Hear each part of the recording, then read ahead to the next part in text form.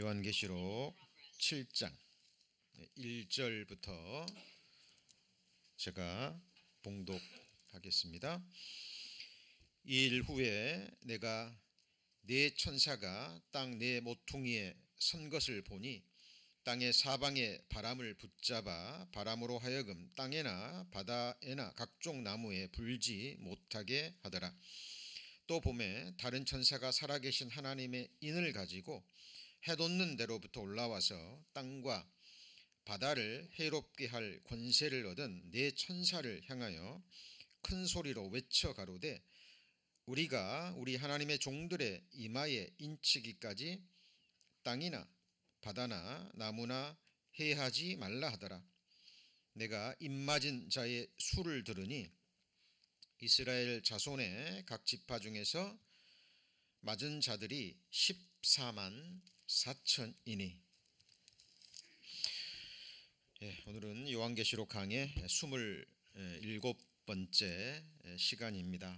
지난 주일까지 요한계시록 6장까지 배웠죠. 6번째인의 재앙까지 배웠습니다.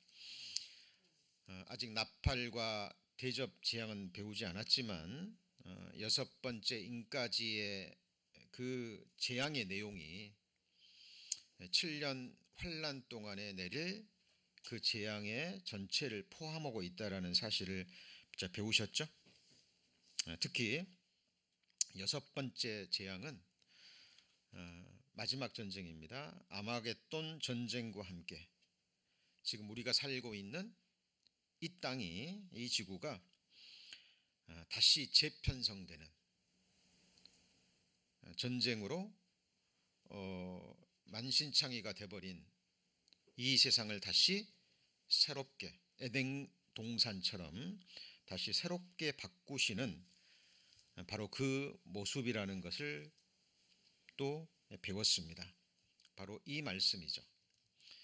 또 주여 태초에 주께서 땅의 기초를 두셨으며 하늘도 주의 손으로 지으신 바라. 그것들은 뭐 한다 그랬죠? 멸망할 것이나 오직 주는 영전할 것이요 그것들은 다 옷과 같이 낡아진다 그랬죠. 어때요? 지금 이 지구가 낡아지고 있습니까? 예, 낡아지고 있습니다. 자, 그런데 의복처럼 갈아 입을 것이요 결국은 멸망할 거지만 의복처럼 갈아 입을 것이요 그것들이 옷과 같이 어때요? 변합니다. 어떻게 변합니까? 그리고 언제 이것이 변합니까? 네, 이 땅의 마지막 전쟁과 함께 어린 양과 우리 성도들이 흰 옷을 입고 세마포를 입고 예수 그리스도를 따라 이 땅에 재림하시죠. 자, 이것을 한번 같이 해보실까요? 지상 재림. 전쟁을 이기시면서 그때까지 어린 양을 구주로 영접하지 않은 모든 나라, 모든 민족, 모든 사람들을 멸하시면서 이 땅을 새롭게 변화시키는 겁니다. 여러분, 하나님의 말씀은 1.1획도 빗나가지 않고 다 이루어지죠. 자, 요한 구약 성경에 예수님의 초림에 관한 예언이 300여 가지가 됩니다. 어때요? 문자 그대로 이루시고 오셨습니까? 문자 그대로 이루시고 오셨죠. 처녀의 몸에 잉태됐고 베들레헴에서 탄생하시고, 그죠? 그리고요 애굽으로 피난하셨다가 나자렛이라는 동네에 사시고 문자 그대로 이루어졌습니다. 그렇다면 예수님의 공중재림과 지상재림도 기록된 말씀대로 이루어지는 거예요. 자, 많은 사람들이 하나님의 말씀을 영해하고 비유가 아님에도 불구하고 비유적으로 해석하고 어떤 교단이나 어떤 자기의 주장에 이 성경을 끼워 맞춰서 해석하는 그것들이 많은 사람들을 멸망으로 이끌어가고 있습니다. 자, 6번째 인까지의 내용이지만 사실 그것이 전체를 다 포함하고 있습니다. 그리고 제가 지난 주일날 특히 강조했던 부분이 있죠. 기억나십니까? 인이건 나팔이건 대접이건 간에 6번째, 7번째에 해당되는 것들은 이 땅의 7년 환란의 마지막 부분, 그렇죠? 아마겟돈 전쟁과 함께 예수님께서 지상 재림하셔서 이 땅을 멸망시키시고 이 땅을 새롭게 하시는 그 부분, 그때 이루어질 일들의 하늘과 땅에 일어난 일들이요, 이렇게 동시에 기록되어 있습니다. 자, 이것은 우리가 요한계시록을 해석하는 데 있어서 굉장히 중요한 부분입니다. 이런 관점을 가지고 요한계시록을 해석하지 않으면 요한계시록은 얽혀버립니다. 요한계시록 11장 한번 찾아볼까요? 요한계시록 11장 15절입니다. 요한계시록 11장 15절. 자, 일곱째 천사가 뭘 부었습니까? 나팔을 부었습니다. 이것도 7번째 해당되죠. 그러니까 어디에 해당되는 거예요? 마지막 전쟁과 함께 이 땅을 새롭게 하는, 그죠? 자, 어린 양과 이 세상과의 전쟁은 이 세상에 일어나는 전쟁처럼 뭐 몇 날, 며칠, 몇 주일, 몇 달, 몇 년 걸릴까요? 짧은 순간에 이루어질까요? 지금 러시아 우크라이나 전쟁 빨리 끝날 줄 알았는데 지금 굉장히 길어지죠. 세계사 전쟁이 몇 개월, 몇 년간 전쟁들도 많잖아요. 심지어는 100년 전쟁도 있습니다. 그러면 어린 양, 하나님이신 어린 양과 이 세상 모든 민족들이 어린 양과 전쟁하는데 얼마나 오래 걸릴까요? 한순간이면 돼버립니다. 한순간이면 돼버려요. 구약성경에 기록된, 그죠? 천사 하나가 18만 5천 명을 새벽에 한순간에 끝내버리죠. 자, 이것이 그래서 거의 동시에 일어납니다. 그래서 요한계시록 11장 15절에 보시면 일곱째 천사가 나팔을 불매 하늘의 큰 음성들이 나서 가로되 세상 나라가 우리 주와 그리스도의 뭐가 되어서요? 나라가 되어 그가 세세토록 왕노릇 하리로다. 자, 천년 왕국부터 시작해서 영원 세상까지, 이때부터 예수님은 세세토록 왕노릇, 시작점이 어디예요? 천년 왕국입니다. 문자 그대로 이루어질 거예요. 자, 그런데 16절 보시죠. 하나님 앞에 자기 보좌에 앉은 24 장로들, 자, 교회와 구약 성도들을 대표하는 말씀이라 그랬죠. 엎드려 얼굴을 대고 하나님께 경배하여 가로되 감사옵나니 옛적에도 계셨고 시방도 계신 주 하나님 곧 전능하신 이여 친히 큰 권능을 잡으시고 왕노릇 하시도다. 이방들이 뭐하죠? 분노합니다. 그러니까 하늘에서 있을 일과 지금 이때는 지금 어린 양과 하나님 백성들이 지금 지상 재림할 준비를 하고 있는 거예요. 그럼 밑에서는요, 어린 양을 구주로 영접하지 않는 세상 모든 나라 민족들이 어린 양과 전쟁을 지금 준비하고 있는 거예요. 분노하고 있죠. 주의 진노가 임하여 죽은 자를 심판하시며 종 선지자들의 성도들과 또 물론대손하고 주의 이름을 경외하는 자들에게 상 주시며 땅을 망하게 하는 자들을 뭐라고요? 멸망시킬 때로소이다. 이제 하늘에 있는 하나님의 성전이 뭐하죠? 열립니다. 내려올 준비하시는 거예요. 성전 안에 하나님의 언약궤가 보이며 또 번개와 음성들과 뇌성과 지진과 큰 우박이 있더라. 자, 기억하세요. 큰 지진과 뭐예요? 큰 우박. 기억하시고 요한계시록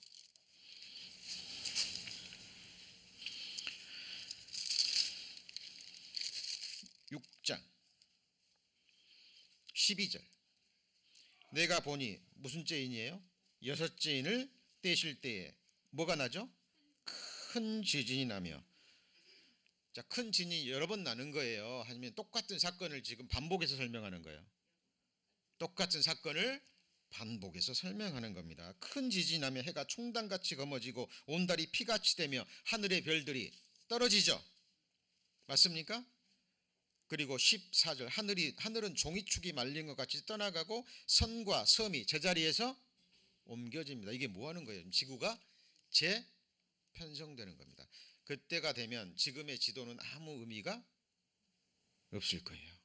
대지각 변동과 함께 마지막 전쟁과 함께 어린 양이 내려오셔서 멸망시키고 이 땅에 가시적 실제적 하나님의 왕국이 임하는 거예요. 자, 이때가 또 언제입니까? 요한계시록 1장 7절 볼지어다 구름을 타고 오시리라 각인의 눈이 그를 보겠고. 자, 말씀이 연결이 되시죠? 자, 그를 찌른 자들도 볼터이요 땅에 있는 모든 족속. 이때 땅에 있는 모든 족속, 물론 구원받고 짐승의 표를 받지 않는 육체를 입고 구원받은 사람들은 하나님의 특별한 보호 속에 있습니다. 그러나 구원받지 않고 하나님을 대적하고 이 전쟁에 참석한 땅에 있는 족속들은 그를 인하여 뭐합니까? 애곡하는 겁니다. 자, 그리고 아까 큰 지진과 함께 큰 우박도 있었죠. 자, 요한계시록 16장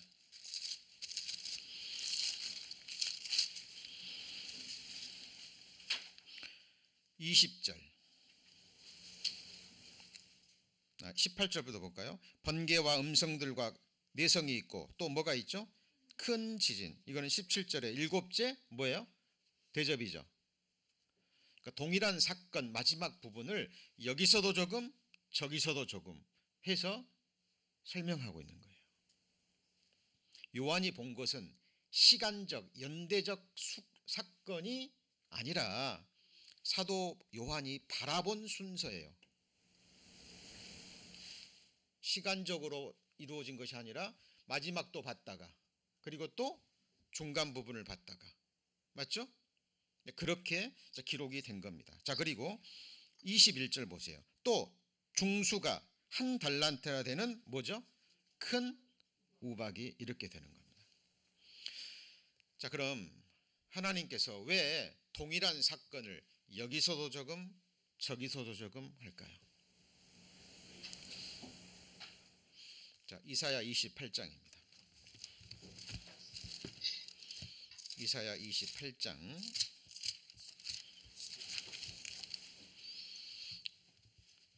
9절입니다. 이사야 28장 9절 996페이지 이사야 28장 9절. 자, 그들이 이르기를 그가 뉘게 지식을 가르치며 뉘게 도를 전하여 깨닫게 하려는가 젖떨어진 품을 떠난 자들에게 하려는가. 이게 무슨 말이냐면 이 당시에 이사야 선지자가 하나님의 말씀을 전할 때요, 이사야 선지자가 분노했던 대상들이 그 당시 제사장들입니다. 그리고 지도계층이에요. 성경을 가르치는다는 사람들 지도계층이 타락했거든요. 그러니까 사도 이사야 선지자가 하나님의 말씀을 받아서 자, 여러 모양으로 계속 책망을 하고 경계를 하는 거예요. 그러니까 이 사람들이 뭐라고 얘기하냐면 우리가 젖떨어진 애기냐, 우리가 어린아이냐, 핵심만 얘기해라. 왜 똑같은 말을 여기서도 반복 저기서도 반복해서 우리를 피곤하게 하느냐, 이 얘기입니다. 우리가 어린애냐, 거기 그랬죠? 뉘게 도를 가리키며 그들이 이르기를 그가 뉘게 지식을 가르치며 뉘게 돈을 전하여 깨닫게 하려는가 젖떨어져 품을 떠난 자들에게 하려는가. 자, 이 사람들이 이렇게 말하는 마음의 중심을 보시겠어요? 아시겠어요? 교만한 겁니다. 이사야 선지자가 말씀 전하니까 그러지 말고 핵심만 얘기해라. 우리가 어린애냐, 우리가 하나님 말씀 전하는 사람들이다, 이 얘기예요. 왜? 이사야 선지자가 책망했던 대상은 대제사장들, 거짓 선지자들이거든요. 그러니까 10절입니다. 자, 대저 경계에 경계를 더하며 경계에 경계를 더하며 교훈에 교훈을 더하며 교훈에 교훈을 더하되 같이 읽습니다. 여기서도 조금 저기서도 조금 하는구나 하는도다 불평하는 거예요. 자, 그러니까 잘 보세요. 13절 여호와께서 그들에게 말씀하시되 경계에 경계를 더하며 경계에 경계를 더하며 교훈에 교훈을 더하며 교훈에 교훈을 더하여 여기서도 조금 저기서도 조금 하사. 같이 읽습니다. 그들로 가다가 뒤로 넘어져 부러지며 걸리며 잡히게 하시리라. 하나님 흩어놓으신 거예요. 그래서 정말 진리를 구하는 자, 겸손한 마음으로 하나님 앞에 진리를 구하는 자에게만 이 말씀을 열어서 보여주시고 깨닫게 하시고, 어그러진 말로 자기의 유익을 구하고 자기를 쫓게 하려는 자들에게는 걸려 넘어지게 하는 겁니다. 그래서 거듭난 그리스도인들이 정말 성령의 역사하는 교회에서 요한계시록을 배우면 어렵잖아요. 믿기 어려운 부분입니다. 그러나 그렇지 않으면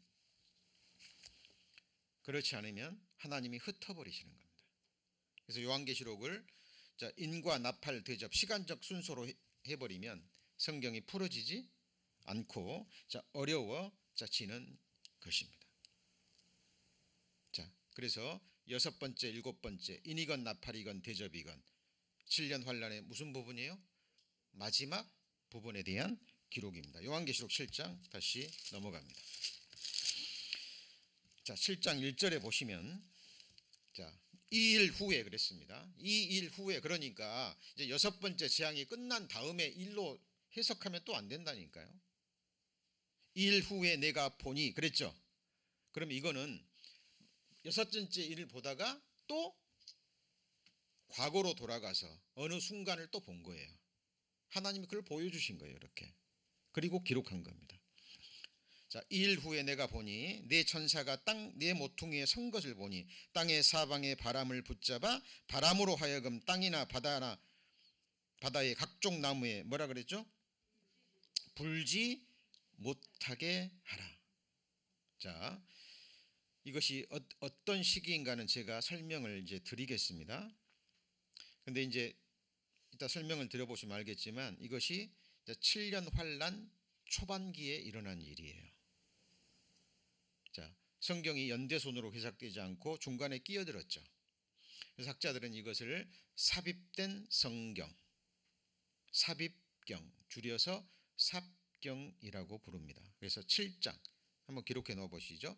7장 그리고 10장부터 14장 그리고 17장 18장 장으로 보면 8장이 삽입경입니다. 삽경이에요. 근데 이제 17장과 18장은 바벨론에 관한 동일한 내용이 연결되어 있어서 이것을 하나로 보기도 합니다. 7장은 중간에 삽입된 뭐라고요? 삽경입니다. 어떤 식인가는 이따 공부합니다. 사도 요한이 본 거예요. 보니까 내 천사가 내 모퉁이에 서가지고 바람을 불지 못하게 딱 붙잡고 있는 거예요. 이제 거의 시작되는 겁니다. 그러면 땅에 바람을 불지 않으면 어떤 일이 일어날까요? 좋을까요? 태풍도 안 불고 그 다음에 토네이도도 이런 것도 안 일어나고 살기 좋을까요? 그렇지 않습니다.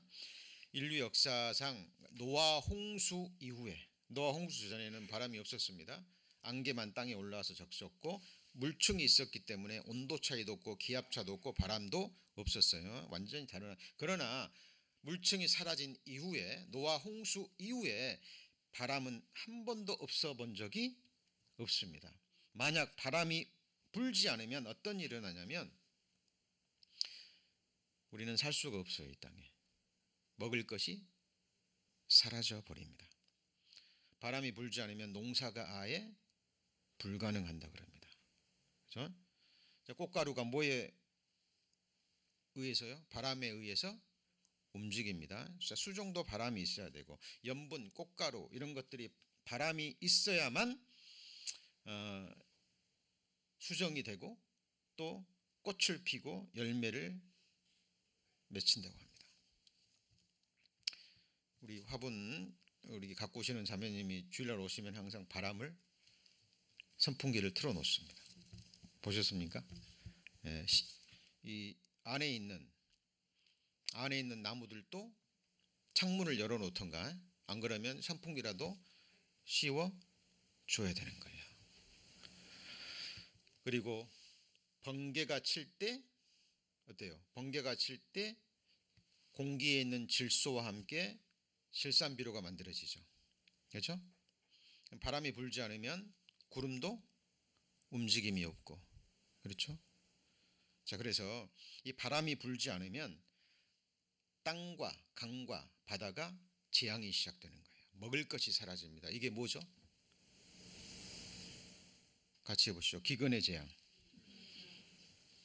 기근이 재앙입니다. 사도 요한이 보니까, 그죠? 내가 보니 내 천사가 바람을 탁 붙잡아서 이 땅에 바람을 불지 못하게 하는 거예요. 그러면 뭐가 시작돼요? 기근이 시작되는 겁니다. 자, 지금 여섯 번째 일곱인 재앙 중에 전쟁의 재앙, 그 다음에 이어지는 게 뭐예요? 기근의 재앙이었죠. 그렇죠?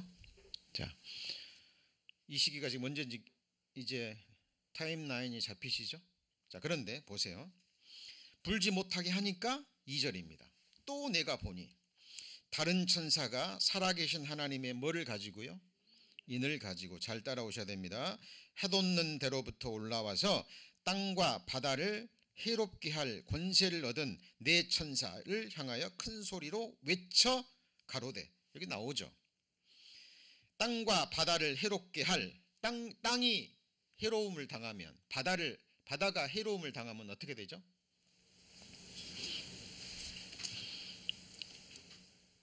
방금 배우셨잖아요. 기근이 일어나고, 그죠?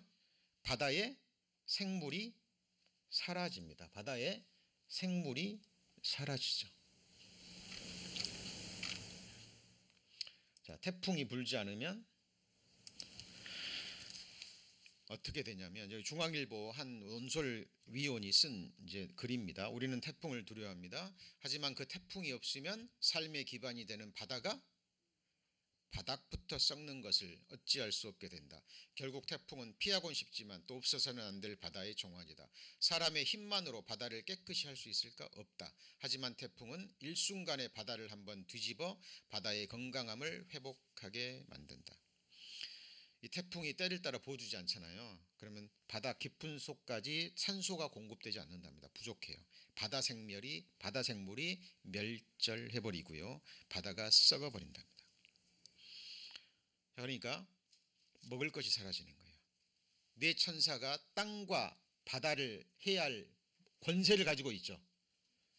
이 네 천사가 뭐를 붙잡아 버려요? 바람을 딱 붙잡아 버리면 땅과 바다에 해가 있는 거예요. 그럼 먹을 것이 사라져 버립니다. 자, 이 한 천사가요, 네 천사가 바람을 딱 붙잡고 있는 걸 보고 뭐라고 얘기하냐면, 또 봄에 다른 천사가 7장 2절입니다. 살아계신 하나님의 인을 가지고 해돋는 데로부터 올라와서 땅과 바다를 해롭게 할 권세를 얻은 네 천사를 향하여 큰 소리로 외쳐 가로되 우리 하나님의 종들의 이마에 인치기까지 땅이나 바다나 나무나 뭐하지 말라고요? 해하지 말라. 그러니까 이 천사가, 네 천사가 바람을 딱 붙잡은 것을 봤죠. 보자마자 하나님의 인을 가진 또 다른 천사가 와서 아직 안 돼. 바람 붙잡지 마. 아직 해하지 마. 뭐 할 때까지요? 하나님의 종들의 이마에 뭐 할 때까지요? 인칠 때까지 해하지 마. 그런 거예요. 자, 그리고 나서 이제 인을 칩니다. 4절, 내가 입맞은 자의 수를 들으니 이스라엘 자손의 각 지파 중에서 입맞은 자들이 몇 명이에요? 14만 4천 명. 12지파에 12,000명씩 12지파의 인을 딱 칩니다. 그러면 땅과 바다와 강과 나무들의 해를 입히는 것은 언제로 넘어가요? 그 다음이죠. 맞죠? 그리고 나서 이 땅에 기근의 재앙이 오겠죠. 맞습니까? 자, 그리고 이제 다음 시간에 배우겠지만 8장의 7 나팔의 앞에 네 번째를 보잖아요. 그러면 전부 다 이 세상 자연에 내릴 재앙입니다. 땅과 바다, 강. 자, 그러면 요한계시록 6장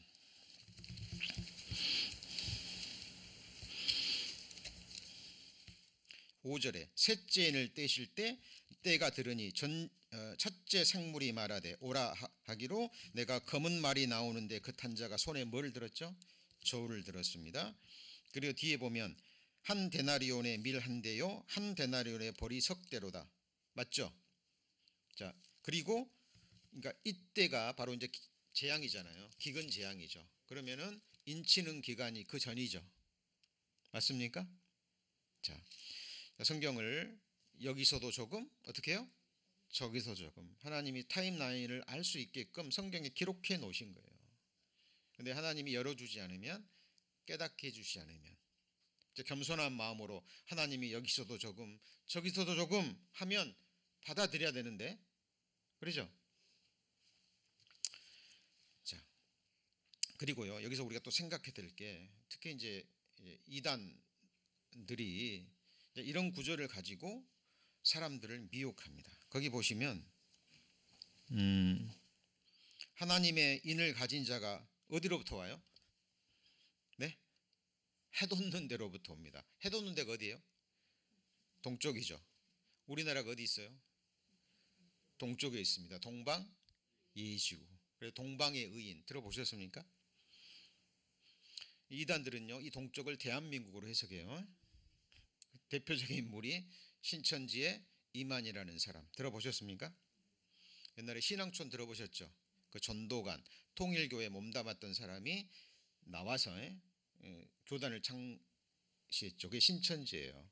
그리고 동방의 의인, 이사야서에 보면 동방에서 오는 독수리가 나오고요. 에스겔서에 보면 동방에서 하나님의 영광이 나타난다 그랬거든요. 그 동방이 어디예요? 대한민국이고 그 하나님의 인을 가진 자가 자기라고 얘기해요. 처음부터 그렇게 하지 않아요. 성경을 처음부터 비유로 쫙 풀어가지고요 마지막으로 가서 이제 세뇌가 되고 미혹이 되면 제일 마지막에 가서 이 인을 가진 자가 누구예요? 나다, 이만이다. 여기에 수많은 사람들이 넘어가 버립니다. 그리고 우리가 기억해야 될 것이요, 여기에는 뭐 교수들도 판검사들도 있고, 그죠? 대학 천령들도 많습니다. 교사들도 적지 않고. 그리고 흔히 말하는 기성교회에 열심히 한다는 신자들, 직분을 가진 자들이 많이 넘어가요. 왜 그럴까요? 요한계시록을 배우고 싶은데 정통 교단이라는 곳에서 다루기는 하지만 아주 일부분만 다룹니다. 그렇죠? 그리고 어렵다는 이유로, 잘못 해석한다면 큰일 난다는 이유로 이걸 다루지 않아요. 그러니까 갈망이 있는 겁니다. 왜 안 가르쳐 주지? 그리고 이런 이단 같은 데서 아주 자세히 풀어주거든요. 토시 하나까지 해가지고 이렇게 풀어주니까 거기에 흥미를 느끼고 관심을 갖다가 미혹이 되어버리는 겁니다. 자, 이 동쪽이 우리나라가 아니에요. 동쪽이 아닙니다. 예수님을 태양으로 비유하죠, 많이. 그죠? 예. 자, 그래서 우리가 여기서 생각해야 될 것이, 정말 우리 요한계시록을 바르게 배워야 됩니다. 그죠? 그리고 정확하게 배우셔야 됩니다. 자, 지금 요한계시록 7장에 나와 있는 이 첫 부분, 지금 마음에 정리가 되셨죠? 그죠? 자, 그리고 이제 12지파가 나옵니다. 12지파가 인을 맞습니다. 인을 맞는데 거기 잘 보시면 몇 지파가 빠져 있어요. 자, 12지파에 대해 잠깐 공부합니다. 루벤 지파, 시므온, 레위, 유다, 이사갈, 스불론, 단, 납달리, 갓, 아셀, 요셉, 베냐민. 야곱이 네 여인으로부터, 맞죠? 레아와 라헬, 그리고 두 여종들 실바와 빌하라는 네 여인을 통해서 12아들을 낳죠. 그죠? 근데 원래 12아들인데 레위 지파는 하나님의 제사장 지파로 빠져버립니다. 그죠? 그리고 요셉이 빠지고 요셉의 두 아들 므낫세와 에브라임이 들어가요. 다시 정리합니다. 레위 지파는 하나님의 기업으로 빠지고요. 요셉이 낳은 두 아들 므낫세와 누구요? 에브라임이 요셉을 대신합니다. 왜냐하면 창세기 48장에 야곱이 그랬거든요. 애굽에서 네가 낳은 두 아들 에브라임과 므낫세는 누구예요? 내 것이라. 야곱이 딱 자기 아들 삼아버립니다. 그리고 다음에 아들 낳으면 네가 해라. 그죠? 자, 그렇게 해서 자 12지파가 루벤, 시므온, 레위 자 이렇게 됐다가 이제 레위가 빠졌죠. 맞습니까? 그리고 납달리, 갓, 아셀, 므낫세, 에브라임, 베냐민. 자, 여기 보세요. 레위가 빠지고 요셉이 빠지고 그걸 대신해서 요셉의 두 아들이 됐죠. 맞죠? 어렵지 않아요. 자, 그런데 지금 요한계시록에 입맞은 자들을 보면 단이 빠지고 에브라임이 빠져버립니다. 단 지파가 빠지고 어디가 빠져요? 에브라임 지파가 빠집니다.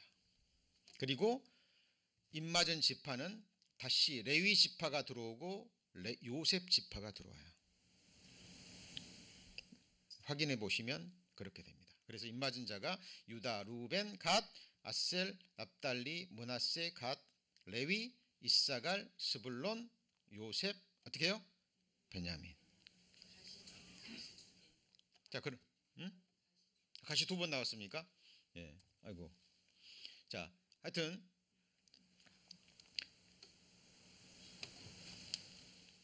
여기 보시면 다시 여기 봅니다. 예, 제가 실수했네요. 죄송합니다. 자, 하여튼 이해되셨죠? 네? 다 이해되셨죠? 자, 그래서 레위 지파와 요셉이 빠지면서 두 아들이 들어갔는데 입맞은 12지파는 단과 에브람 지파가 빠지고 레위와 요셉이 다시 들어가요. 정리되셨죠? 자, 그러면 왜 단과 에브라임이 빠졌을까요? 자, 호세아 4장의 17절에 보면 자, 한번 같이 읽어볼까요? 에브라임이 우상과 연합하였으니 버려두라. 자, 사사기 17장으로 넘어가 봅니다. 사사기 17장. 사사기 17장 391페이지.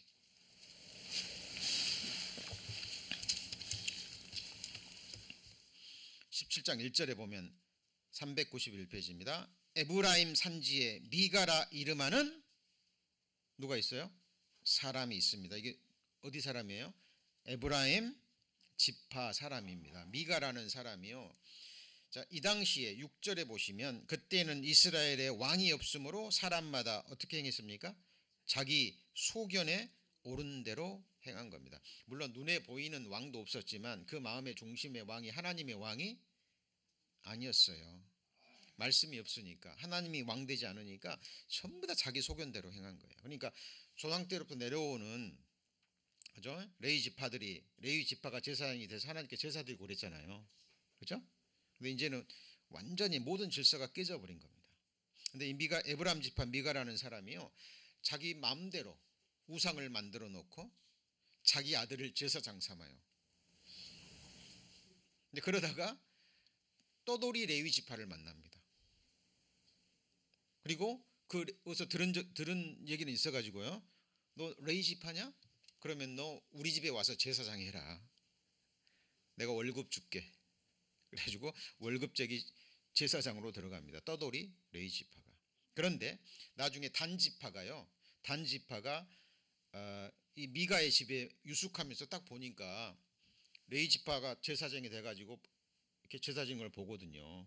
그죠? 그리고 나중에 그 모습이 보기 좋으니까 이 레위 제사장에게 얘기합니다. 야, 너 한 집안의 제사장이 될래? 아니면 우리 단지파의 제사장이 될래? 어떤 게 더 좋아요? 예? 예, 단지파의 제사장 되는 거 좋잖아요. 월급도 많이 주고, 그죠? 그러니까 이런 식입니다 지금. 자, 지금 에브라함이 우상과 연합했고 단도 하나님 앞에 큰 죄를 범합니다. 그리고 이것 때문에 단 지파와 에브라임 지파가 하나님의 특별한 사역을 맡은 7년 환란 때 입맞은 지파에서 제외가 됩니다. 그런데 또요, 이것만을 가지고 많은 사람들이 또 설교하죠. 봐라, 우상 숭배함으로 에브라임 지파와 단 지파가 잃어버린 지파가 되지 않았느냐. 하나님 앞에 영영이 잃어버려졌다. 구원받은 하나님의 자녀들도 또 우상 숭배하고 죄를 범하면 이렇게 이루어지게 된다.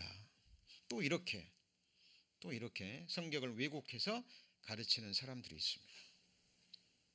어때요? 그럼 에브라임 지파와 단 지파가 이렇게 하나님 앞에 우상 숭배를 했기 때문에 입맞은 자에서 제외됐기 때문에 하나님의 기업에서 빠집니까?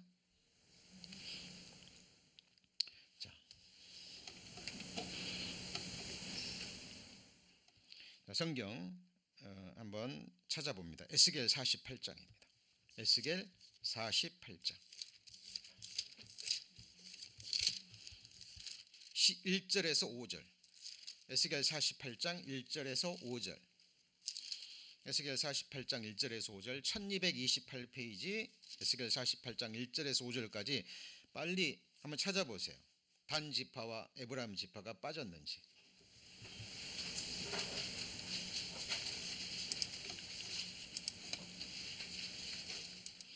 빠졌습니까? 나옵니까?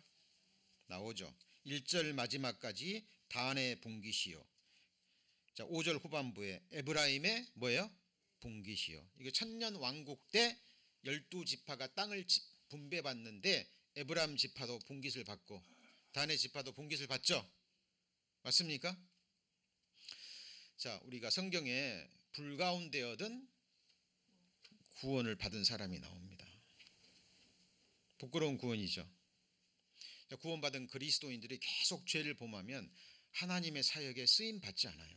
쓰임 받을 수가 없습니다. 끝까지 돌이키지 않으면 하나님이 죽여버리십니다.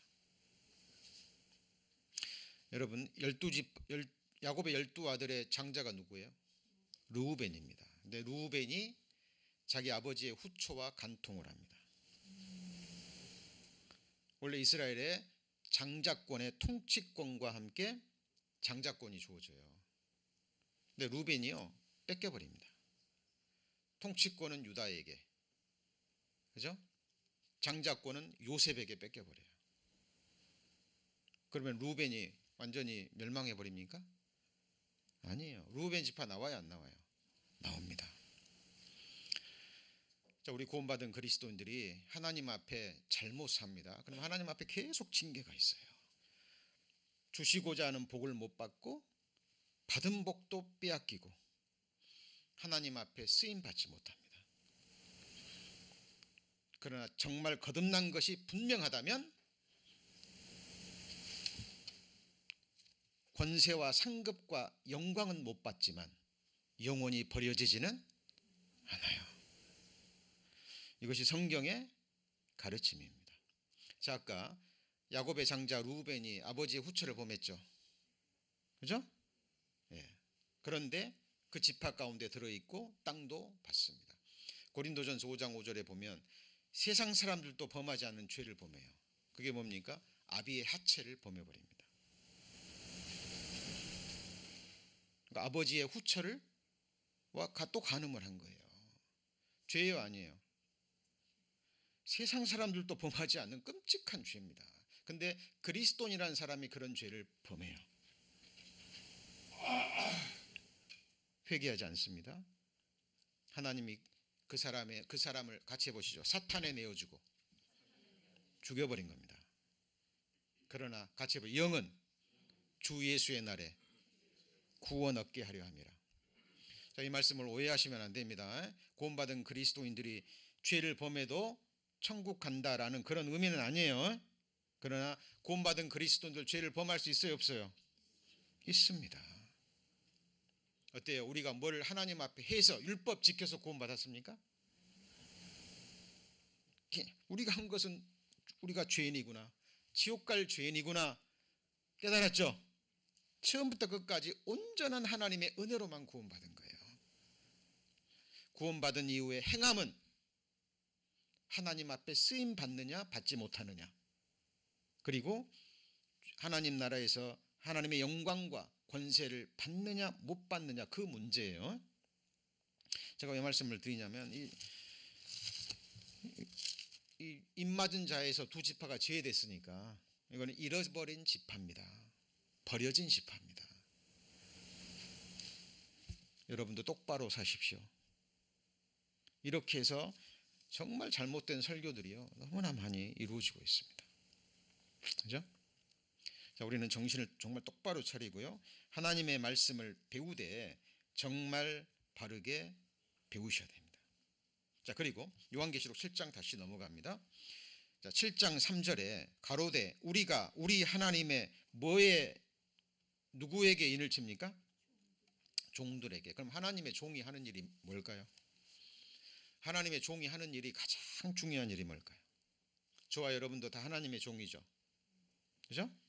어떤 분은 뭐 목회자만 하나님의 종, 아닙니다. 모든 그리스도인들이 하나님의 종들이에요. 하나님의 종이 하는 많은 일들이 있습니다만은 가장 중요한 것 이겁니다.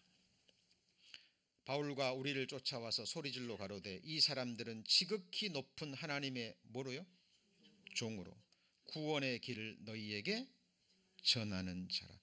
자, 바울과 우리 그랬죠. 이 누가복음을 기록한 사람은 당시 의사였던 누가라는 사람입니다.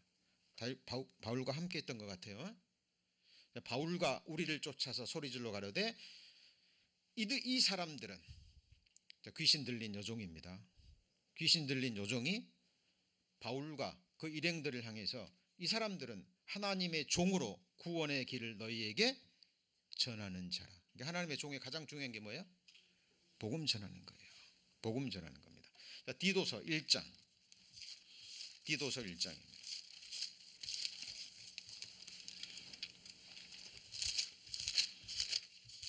자, 디도서 1장 1절에 보시면 또 나오죠. 하나님의 종이요 예수 그리스도의 사도인 바울 그랬죠?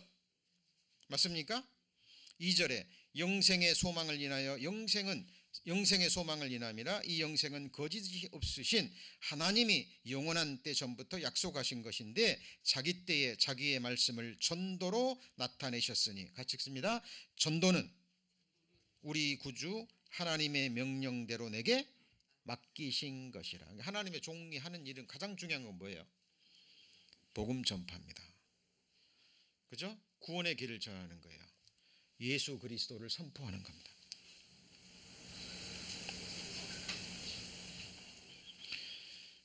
여러분, 어떤 설교자가요 정말 설교를 했습니다.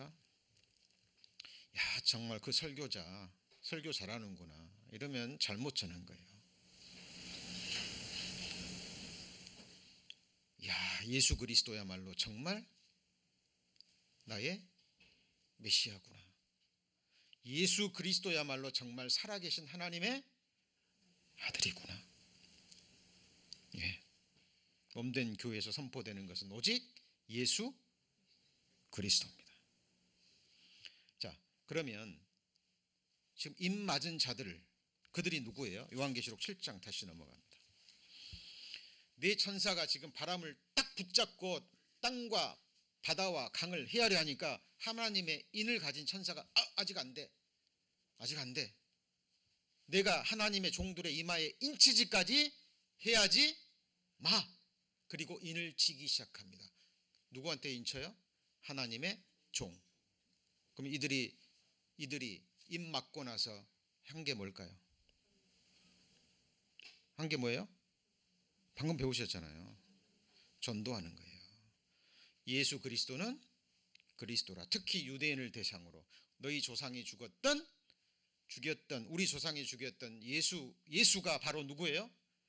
구약 성경이 증거하는 우리의 메시아다라는 것을 증거해서 민족으로 하여금 속죄할 수 있는 그 복음을 전파하는 겁니다. 누가요? 14만 4천 명이. 이때 교회는 있어요, 없어요? 없습니다. 자, 전에 말씀드렸죠. 1장부터 3장까지 교회가 계속 나오다가 4장부터 19장까지 교회가 한 번도 나오지 않아요. 교회는 이미 들림 받아버렸어요. 교회를 대신해서 이 14만 4천 명이 하나님의 종들이 복음을 전파합니다. 그러면 이 14만 4천 명은 어떻게 구원을 받을까요? 그냥 뭐 하나님의 천사들이 하나님의 섭리로 그냥 막 동시에 인쳐버립니까? 자, 그런 일은 없습니다. 자, 이것이 이제 요한계시록 11장에 나오는 같이 있습니다. 두 증인, 두 감람나무, 두 촛대가 하나님이 그 두 사람을 사용하셔서 복음을 전하는 가운데 14만 4천 명이 구원함을 받습니다. 그리고 이것이 7년 반 초반에 이루어지는 거예요. 자, 그리고 이 사람들이 이제 14만 4천 명이 7년 환란 동안에 뒤에 보면 이 7년 환란 동안에 해를 14만 4천 명은 받지 않아요. 자, 인 맞는 게 끝났어요. 인 맞은 게 딱 끝났으면 그때부터 뭐가 내려져요? 14만 4천 네 천사가 바람을 붙잡죠. 그러죠? 그러면은 땅과 강과 바다에 해가 있어요, 없어요? 있기 시작합니다. 그럼 그 시기 동안에 14만 4천 명이 복음을 전하죠. 그죠? 근데 그들은 해를 받지 않아요.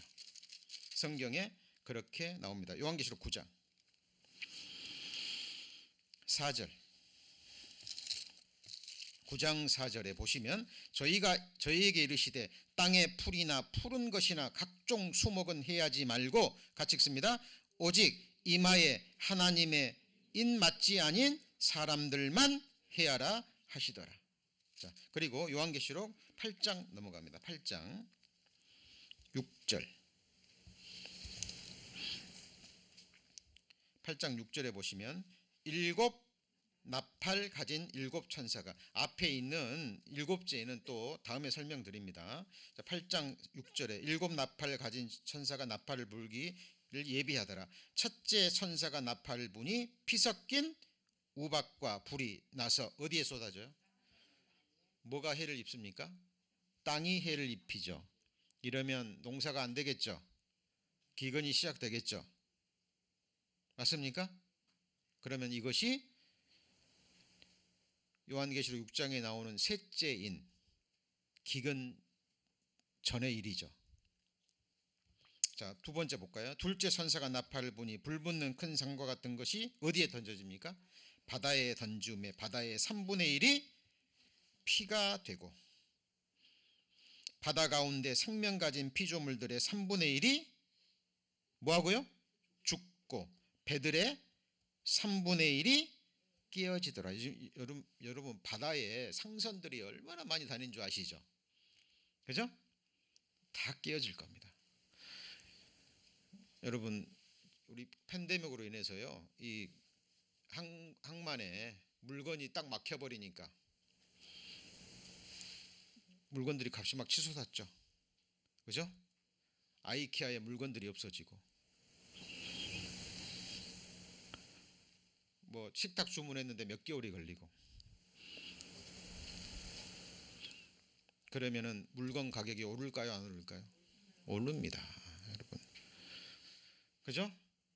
화폐 경제가 무너지고 기근과 함께 우리 삶의 실제적인 일들이에요. 지금 이런 재앙들이 떨어지는 거예요. 많은 사람들이 성경을 뭐 SF 영화나 뭐 만화 영화처럼 뭐 특별한 아닙니다. 이것이 비유가 아니에요. 여러분 이제 바다가 그 뭐 적조 현상 아시죠? 그렇죠? 예. 빨개지는 거예요. 사람들이 바다가 피가 되는 것을 믿지 않으니까 바다가 처음에는 피같이 됐다가 그 다음에 피가 됩니다. 이것이 또 뒤에 가면 대접에서 또 동일한 사건이 반복돼서 조금 심화돼서 표현이 되는 겁니다. 자, 그리고 10절 봅니다. 셋째 천사가 나팔을 부니 횃불같이 타는 큰 별이 하늘에서 떨어져 강들의 3분의 1과 여러 물샘에 떨어지니 이 별 이름은 쑥이라. 물들의 3분의 1이 쑥이 되매 그 물들이 쓰게 됨을 인하여 많은 사람이 죽더라. 이 쑥은 독의 의미를 가지고 있습니다. 그러니까 이 물도 오염돼 버리는 거예요. 여러분 10년 전, 20년 전 우리 작년에 어르신들 30년, 40년 전에 물 사 먹는다는 거 생각이나 해보셨어요? 물값이 어떨 때는 석유값보다 비싸죠. 맞죠? 예.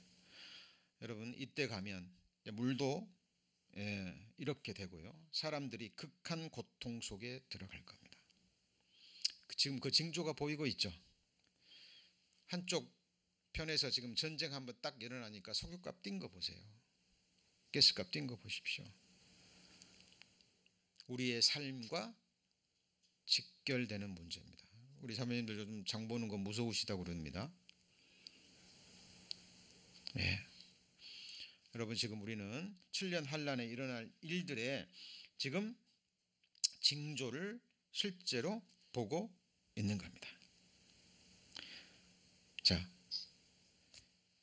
6번째, 7번째 재앙의 내용이 마지막 전쟁과 함께 예수 그리스도가 뭐하는 장면이에요?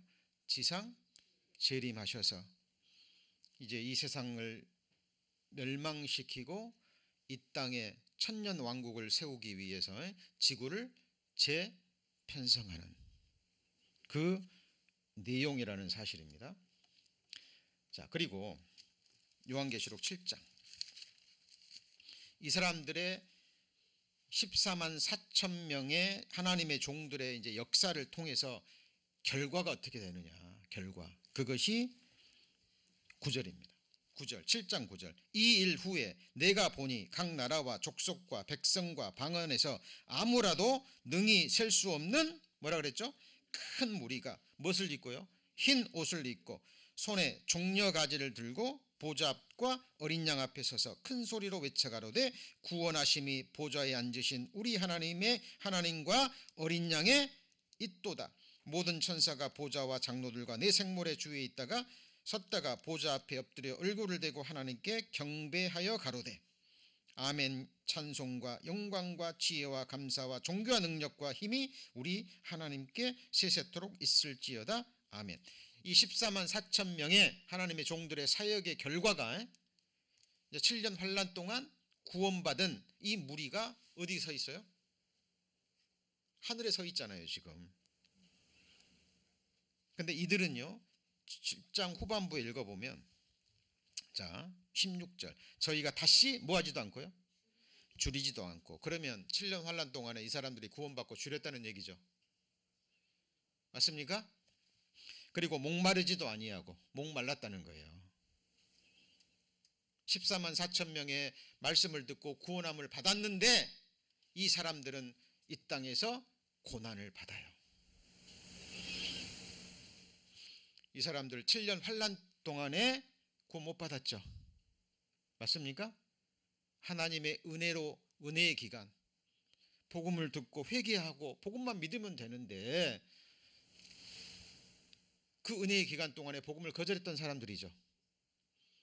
그래도 감사한 게 이 환란 가운데라도 구원을 받은 거예요. 그러나 이 사람들은 환란을 통과하고 이 환란을 겪습니다. 그리고 죽임을 당해요. 이때 구원받은 사람들 짐승에게 경배할까요? 안 할까요? 안 합니다. 그리고 해나 아무 뜨거운 기운에 상하지 아니할지니 그 말은 상했다 그 말이에요. 그리고 나서 죽고 부활해서 휴거받아서 어린 양 앞에 서 있는 결과적인 모습을 여기 기록하고 있는 겁니다. 그리고 뭘 들었어요? 손에 종려가지. 종려가지는 예수님이 나귀 타고 예루살렘 입성할 때 호산나 호산나, 그죠? 왕으로 영접할 때, 그죠? 호산나의 원래 뜻은 주여 지금 나를 구원하소서라는 의미입니다만은 이게 뜻이 좀 변해서 이제 왕을 영접할 때 찬송하는 단어로 호산나가 쓰이기도 합니다. 그리고 종려가지를 흔들어요. 이 사람들이 이제 환란 기간 동안에 구원 받았죠. 그리고 이제 부활의 몸을 입고 어린 양을 보고 있는 거예요. 그리고 어린 양이야말로 우리의 영원한 왕이심을 고백하는 그 내용, 결과적인 내용들이 이 속에 기록되어 있습니다. 그러면 자, 능히 셀 수 없는 큰 물이라 그러니까 이때 뭐 굉장히 많은 사람들이 구원받네 이렇게 생각하시면 안 돼요. 지금 하나님이 본 거예요, 사도 요한이 본 거예요? 큰 무리를 봤죠. 이 무리의 뜻이 뭐냐면 군중이에요. 어떤 한 장소에 모여 있는 무리, 군중을 말합니다. 여러분 여의도 광장에 수십만만 모여도 셀 수 있어요, 없어요? 없어요. 수십만, 뭐 100만까지 모이면 뭐 엄청난 큰 무리로 보입니다. 여러분 성경은 전체를 보셔야 돼요. 전체를 보셔야 됩니다. 자, 또한 우리를 무리하고 악한 사람들에게서 건지옵소서 하라. 믿음은 모든 사람의 것이 아닙니다. 구원을 얻는 자가 적으니까 저에게 이르시되 좁은 문으로 들어가기를 힘쓰라. 내가 너에게 이르노니 들어가기를 구하여도 못하는 자가 많으리라. 은혜 시대에 구원받는 사람이 많아요, 적어요? 적습니다. 사람들 볼 때는 많을지 몰라도 하나님 보실 때는 적어요. 예수님이 직접 하신 말씀입니다. 같이 해보시죠. 적은 무리여, 적은 무리여, 두려워 말라. 셀 수 없는 큰 무리, 하나님이 보신 거예요, 사람이 본 거예요? 사도 요한이 본 거예요. 여러분 잠실 경기장에 몇만 명만 모여도 셀 수 있어요? 사람들이 볼 때는 셀 수 없는 큰 물인 거예요. 요한계시록 7년 환란 동안에 주 전도의 대상은 누구예요? 유대인입니다. 이게 같이 보세요. 속죄절 7절기 중에 유대인 민족적으로 회개받는 시기예요. 자, 은혜 시대에 이스라엘 백성들은 지금 민족적으로 예수 그리스도를 영접하지 않죠? 그럼 이스라엘 백성들은 구원 못 받습니까? 아니에요. 메시아닉 주 그래가지고 소수기는 하지만 예수 그리스도를 믿고 구원받은 이스라엘 사람들 있어요, 없어요? 있잖아요. 초대교회 때 가장 먼저 유대인들에게 복음이 전해졌죠. 맞습니까? 사도 바울 유대인이죠. 유대인들이 극소수가 구원받습니다, 초대교회 때. 그리고 나머지는 거절해버려요. 그러니까 그 복음이 사도 바울에 의해서 이제 이방인으로 전파됐죠. 지금 은혜 시대입니다. 이방인의 시대이긴 하지만 유대인들도 구원받죠. 맞습니까? 7년 환란 동안에 주 전도의 대상은 누구예요? 이스라엘 백성들이에요. 그러나 그 가운데서도 분별하는 사람들은 아마 교회를 다녔던 분들이 많을 거예요. 이방인들 중에는. 내가 그때 말씀 들었는데, 그죠? 뭐 휴거 된다고 들었는데 그때는 안 믿었거든요. 근데 정말 자기가 생각했을 때 진실한 그리스도인들이 이 땅에 사라지고 없습니다. 뭐 얼핏 지나가는 소리로 들었던 7년 환란이라는 것이 지금 자기 눈앞에 펼쳐져요. 우리 성도님들 그런 분들이 여기에는 한 분도 없으리라 믿습니다만은 혹 구원받지 못해서 남겨져서 그 현상을 본다면, 그리고 어느 날 남겨졌는데 적그리스도가 성전에 앉아가지고 자기를 보여 하나님이라 그러고 이마나 오른손에 표를 받지 않으면 매매도 못하게 한다라는 이 말씀이 실제적으로 눈앞에 펼쳐져요. 그리고 유대인들에 의해서 14만 4천 명에서 복음이 전파됩니다. 들을까요? 또 거절할까요? 그죠? 이제 거절하는 사람도 있을 거예요. 또 당장 눈앞에 펼쳐지는 살지도 못하고 먹지도 못하고 고난이 주어지니까. 그죠? 그러나 그 중에서도 정말 회개하는 소수의 이방인들은 구원을 받을 겁니다. 자, 그래서 7장 보시면 누가 구원받느냐면 7장 9절 이후에 내가 보니 같이 읽습니다. 각 7장 9절입니다. 각 나라와 족속과 백성과 방언에서, 그러니까 각 나라, 각 민족, 각 방언, 언어 그 말이에요. 그러니까 유대인을 포함한 이 세상의 모든 민족들, 그죠? 얼마인지는 모릅니다. 그러나 사도 요한의 인생의 눈으로 볼 때는 셀 수 없는 큰 무리입니다. 무리의 개념이 뭐라고요? 어떤 한 장소에 모여 있는, 같이 해보시죠. 군중. 몇십만이 될지 몇백만이 될지 모릅니다. 이 당시 인구가 지금 당시로 지금 80 몇 억이죠. 90억 가까이 됩니다. 그렇죠? 예, 그 중에서 뭐 몇십만이 될지 몇백만이 될지 그건 모릅니다. 예, 그러나 이런 일이 실제로 있을 겁니다. 자, 여러분 그 중국에도 구원받은 그리스도인이 있을까요, 없을까요? 있습니다. 이 사람들은 목숨 걸고 하는 거예요. 북한에는 있을까요, 없을까요?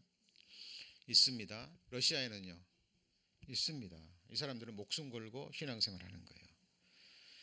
그 사람한테 복음 전할 때 이 사람이 신고하면 죽을 각오를 하고 한 사람에게 복음을 전하는 겁니다. 그런 각오로 이곳에서는 복음이 전해져요. 중국의 한 선교 단체에서 지상 재림하시는 모습을 영상으로 만들었어요. 영상으로, 만화로.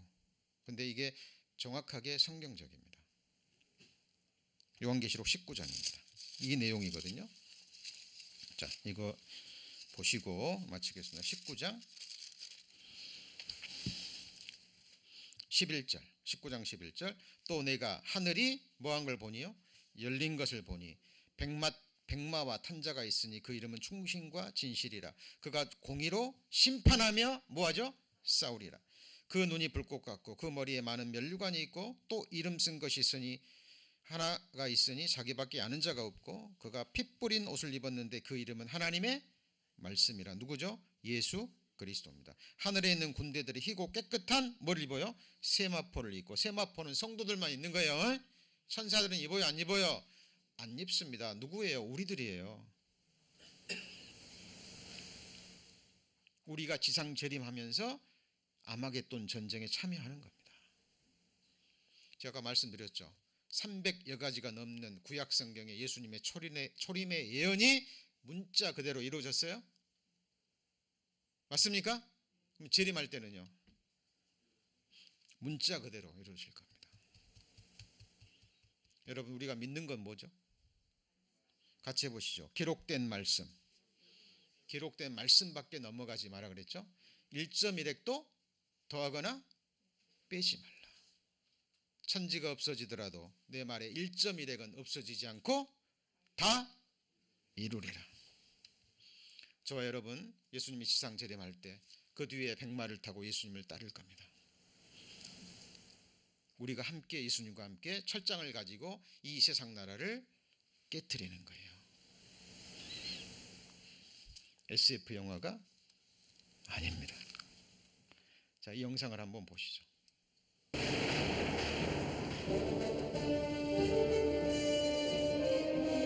耶稣基督再来到世间，是要审判世人。那天，人们会为自己的罪恶后悔。至于那确定的日期和时间，没有人知道。他就像盗贼一样，偷偷摸摸的，突然的降临。在那天，天要轰然一声的消失，天体在烈火中融化，大地和万物也都跟着烧毁而毁灭。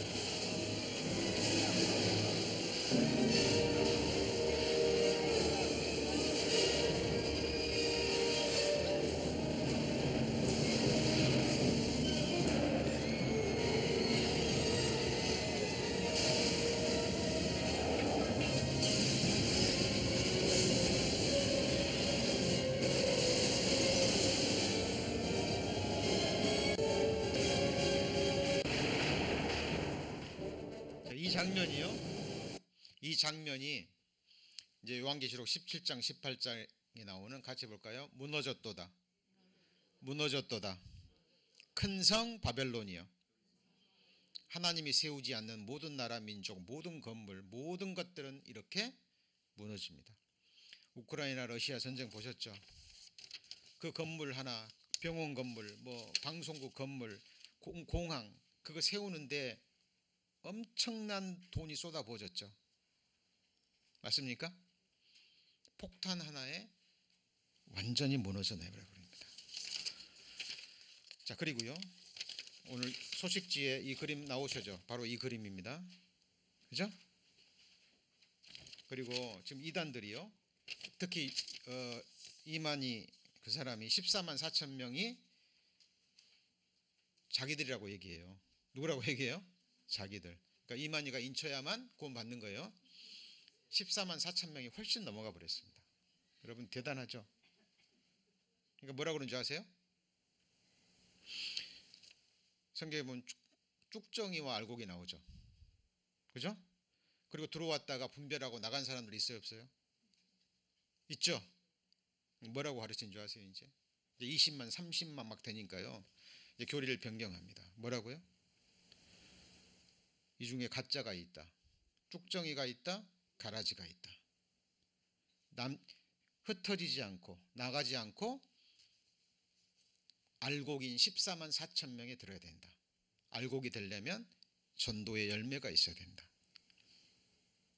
대단하죠? 그러니까 그 14만 4천 명에 들기 위해서 뭐 할까요?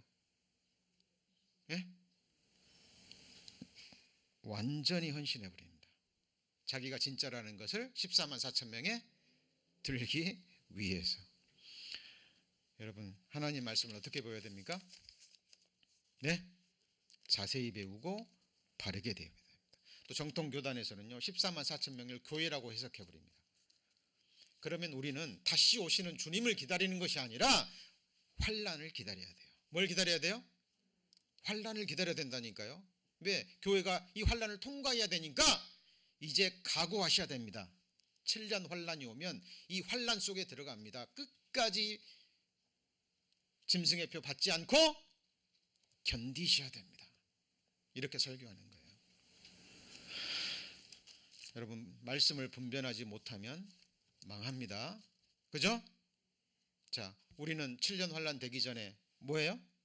들림 받습니다. 장래 노하심에서 건지시는 예수를 우리는 기다립니다. 우리 성도님들, 이 환란 기다려요? 예수님 기다려요? 예수님 기다립니다. 기도하시겠습니다. 하나님,